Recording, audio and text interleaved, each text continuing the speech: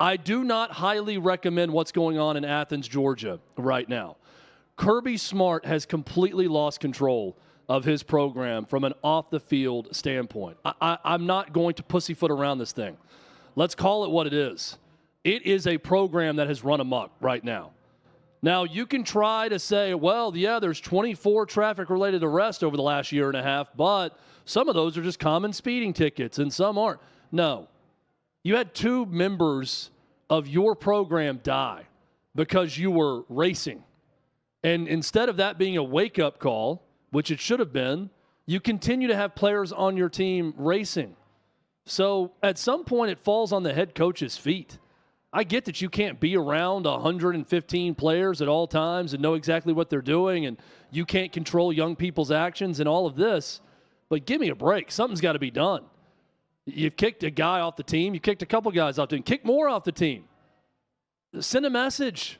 Do something other than what you've done. And now the latest with Georgia is even more disturbing. Ra Thomas, who is set to be a starter as a wide receiver for Georgia, transferred in from Mississippi State, played last year also as a Georgia Bulldog, not Mississippi State Bulldog.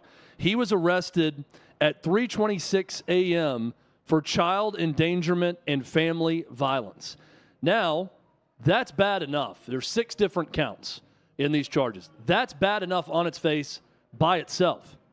But when you factor in, this is the second incident for Ra involving child endangerment.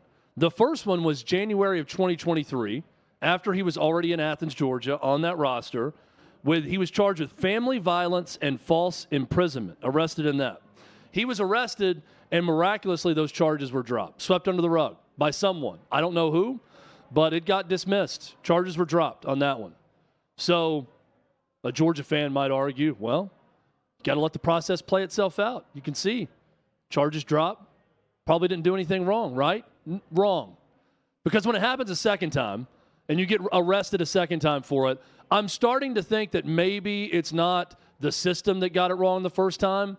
It's whatever apparatus is in place that got him off the first time. That's what's wrong, because this guy is a problem. And if Kirby Smart does not boot his ass clear out of Athens and off the team, he is sending the wrong message. Kirby Smart, hell of a coach. Hell of a coach. He knows how to get on his players. He knows how to discipline players. He is a back-to-back national champion. He knows how to coach ball. He knows what he wants from an athletic standpoint and a competitive standpoint on his roster. He better get serious about what he wants from a character standpoint, because Georgia is failing every test when it comes to character on that roster.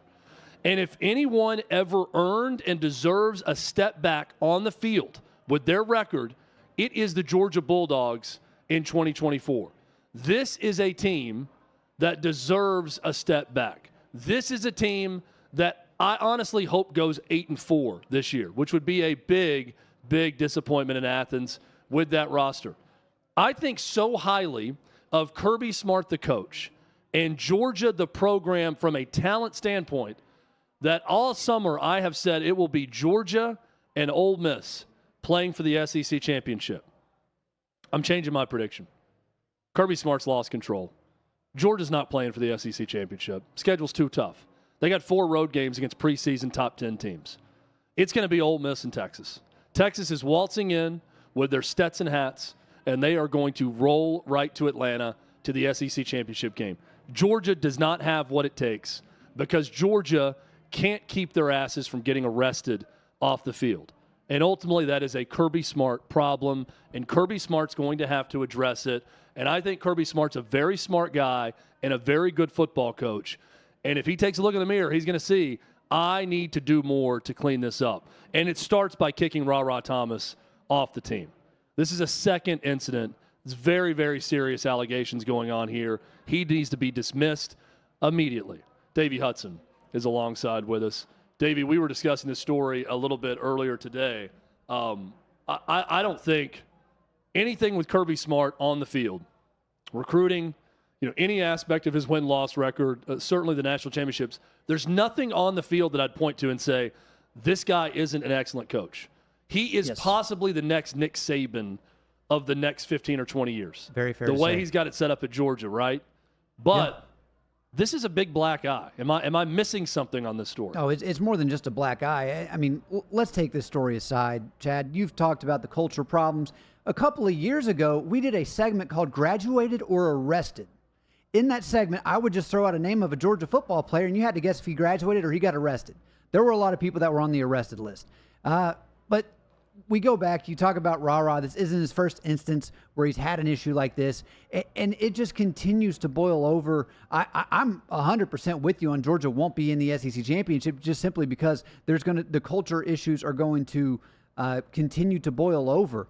I don't know at what point, because Kirby, we listened to him at SEC Media Days, and even a couple of weeks ago, we were having the conversation of if another Georgia player was going to be arrested between now and the start of the season for the segment On the Bus, Off the Bus. Well, we had another player arrested. I think I did clarify that one with being for a driving citation. Obviously, this is much worse than that, but it just continues to happen.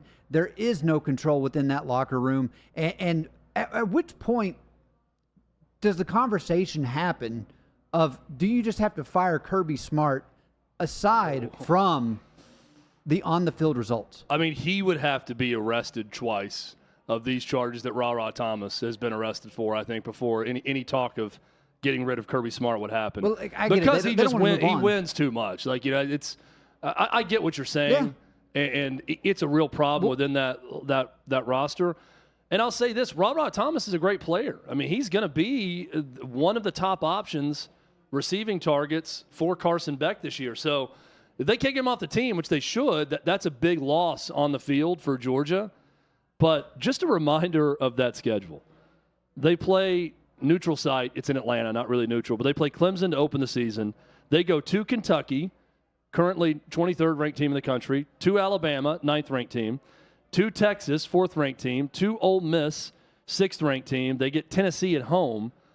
I just look at that now through a completely different lens of what Georgia's going to accomplish this year. I think they're falling apart a bit. Now, falling apart for Georgia is 9-3 or 8-4 and missing out on Atlanta. I think that's likely where they're headed with that schedule at this point. I mean, I could even see them being, 10-2, losing on the road to Ole Miss at Alabama. And you mentioned Nick Saban earlier. Like, Nick Saban would call that a rebuilding year. I can't see this team going undefeated. And with the new format within the SEC and how that championship game's decided, it's just one of those situations where, I'm going to set the over-under at 3 weeks before the next Georgia player is arrested. And Kirby can say all he wants, we're addressing this internally. We're making sure. I mean, there's no doubt in my mind Rah-Rah is actually going to get kicked off for this instance. But, I mean, again, it's happened once before, and it happened again this morning. I just don't understand where you can even begin to get things straightened out within that locker room with the numerous amounts of problems we continue to see happen over in Athens. And I know the AJC did some really good in journalism, some investigation into all the traffic incidents and the car dealership. Remember, there's like an Ohio car dealership they're linked to where they're getting the cars that they were speeding with and racing with and all that stuff. I hope that they do their due diligence on that first arrest by Rah-Rah Thomas and what happened and why the charges were dropped, because that is a story. I know in that story they reference the fixers at Georgia in the Atlanta Journal-Constitution. I'd like to know, and if I'm the victims in this or anyone attached to that family of these children that are in danger, and I don't know the specifics of the story yet, I'd really want to know what happened the first time when they dropped the charges. Because it is one thing to say, it's a good kid, he made a bad mistake, but it was a weird situation, and once the facts come out, charges will get dropped and we'll allow him to stay on the team. I'm fine with that. If it's a one-time thing and it never happens again, then I'm more apt than not to believe the team and the coach that what they're saying is true. Good kid, bad situation, bad decisions were made, but charges were dropped for a reason, and he's going to be allowed to stay on the team. When it happens a second time, when you get charged with family violence and false imprisonment, and then a year later you get charged with pretty much the same stuff and 6 counts of it, I want to know what happened on that first time. I want to know who was involved. I want to know why the charges were dropped. I hope someone, the AJC, I don't know Athens publication that covers Georgia football is going to do that because they'd lose access to Georgia football if they did so. Someone needs to look into that, and someone needs to look into it fast. And I'm with you, Davey. I expect Kirby Smart to kick him off the team in relative short order before the end of the weekend. I think he's gone. And you can't just fall back to, you know what, for future instances, we're just going to continue finding these players, like with his reference to the NIL situation. And, they're making money now, so we can at least take some of that away. I don't say this lightly, but this was a situation, and you mentioned it at the beginning of this, Chad, where people have lost their lives due to part of the cultural problem in Georgia. How many... when do we have another situation where someone's seriously injured or even killed? Because it just continues to happen. I mean, we've been having this conversation for going on 2 years now. And if you are a parent that cares about your kid, you've got to ask questions about this if Georgia's recruiting your son. I mean, you have to. This has to be one of the top topics that you're discussing with Kirby Smart at this point in time. And again, I'm not naive. Guys want to go to the league. They want to get paid. They want to go where they're on TV in the prime spots and they can win a national title. Georgia's going to continue to rack up on players, especially with their local recruiting base. I understand all of this. But parents, if you see 24 traffic-related arrests, and this is all after a racing incident, street racing incident that killed 2 members of the program, and not a lot's being done about it, and now you see Ra Thomas with 2 separate incidents like this, I'm asking the coach what he's doing to fix it. Am I sending my son into a situation where he's going to be the passenger in a car with a teammate that decides they're going to go race at 140 miles per hour? What's the locker room going to be like from a culture standpoint? Winning is the culture at Georgia. There's no denying that fact. Probably was one of the best teams in college football, one of the 4 best a year ago, and they happened to lose in the SEC championship game, and they got locked out of the playoff. Still probably one of the best teams in America. That's after going back-to-back and winning national championships. Winning is not a problem at Georgia. Talent is not a problem at Georgia. Behavior, arrest, culture, it's a problem right now, and it's on Kirby Smart to figure it out. Apparently, culture is a problem within the Lakers Summer League team also, because a number of Lakers Summer League players are a little bit perturbed at the special treatment that one LeBron James Jr., Bronny James, received this summer. I am torn on this because I hate everything around Bronny James. I hate the attention to him. I hate ESPN carrying the flag for LeBron and acting like he's more of a player than he is at this point in his career. I hate LeBron speaking for him. I hate Rich Paul threatening the league that he's going to take Bronny to Australia if they don't draft him and make him an NBA player right away. I hate everything around the kid. I like the kid. From what I've seen from Bronny James, he's fine. I mean, he said after he sucked and went 0 for 12 from 3 or whatever it was, I want to do whatever it takes to get better and become an NBA player. And if that means playing in the G League, so be it. Rich Paul doesn't want him on a 2-way contract. The player himself is saying, I'll play in the G League if that's what it takes to get playing time and get better. I don't mind anything Bronny James has said.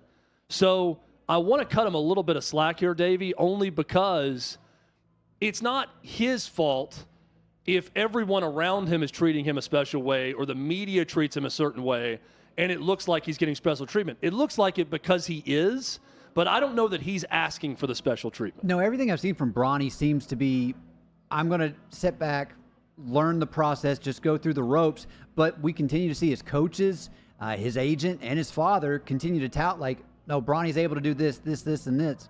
And we're seeing, we talk about sports being a meritocracy.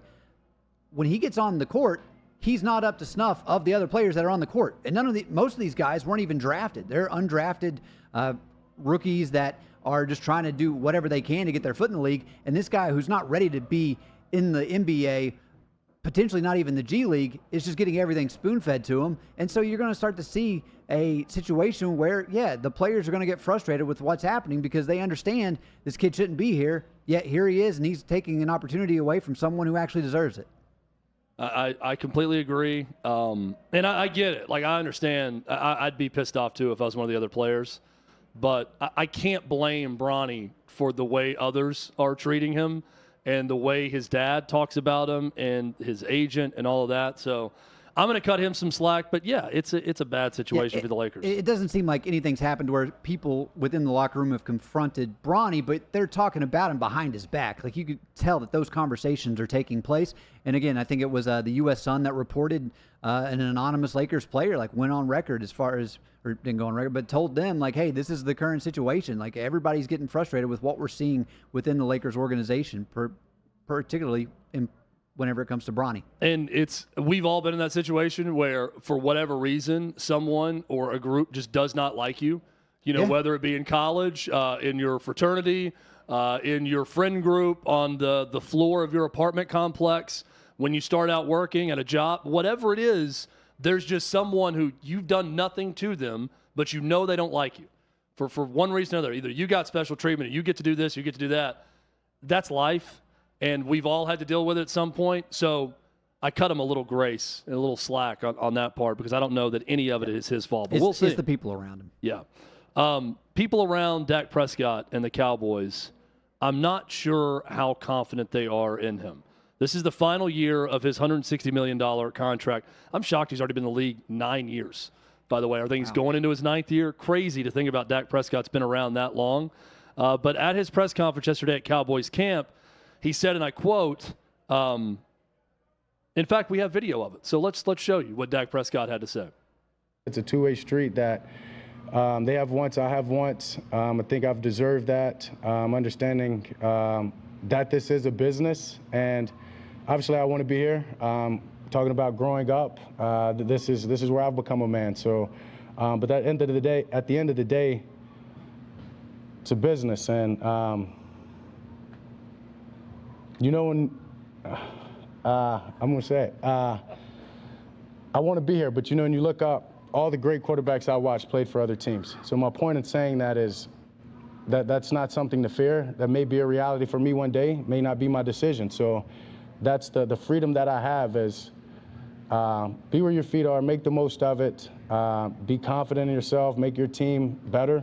I love my teammates. I love that locker room. I love everything about being out here in Oxnard and being a Dallas Cowboy. So that's what allows me to be free and focused and understand that and time comes, who knows what comes. As I said, I've been through a lot of adversity personally, that it's about, being thankful for where you are, hugging and loving on your loved ones, and taking it one day at a time, and handling the rest when it approaches.